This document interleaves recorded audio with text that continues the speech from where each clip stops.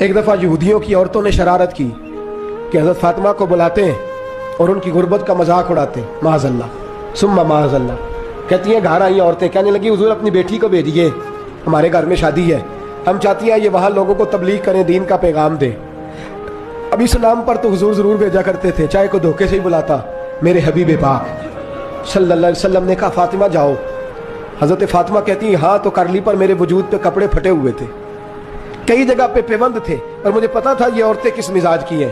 فرماتی ہیں میں نے نا، حضور نے کہا تو میری آنکھوں میں 2 قطرے آنسوؤں کے آ گئے۔ میں نے کہا یا اللہ اپنے لیے نہیں، تیرے نبی کے دین کے وقار کے لیے، یا اللہ یہ عورتیں یہ بڑے برے خیالات اور نظریات کی ہیں، یہ مذاق اڑائیں گی دین اسلام کا، مہربانی فرما، نظر کرم فرما۔ حضرت فاطمہ فرماتی ہیں ابھی میری بات بھی مکمل نہیں ہوئی، رسول پاک پھر تشریف لے آئے اور فرمایا فاطمہ کیا کیا سوچ رہی تھی، کیا کہہ رہی تھی؟ کہ حضور کوئی خاص نہیں۔ فرمایا نہیں کچھ تو تو کہہ ہی رہی تھی، کچھ تو تو سوچ ہی رہی تھی۔ کہتی ہے میں نے بادشاہی کے نظارے گھر میں دیکھے، کچھ تو سوچ رہی تھی۔ حضور کیا ہوا؟ فرماتے ہیں حضور نے چادر مبارک کھولی، اندر سے جوڑا نکالا۔ فرمایا پتہ نہیں تو نے کیا سوچا ہے، جبریل جنت سے جوڑا لے کے پہنچ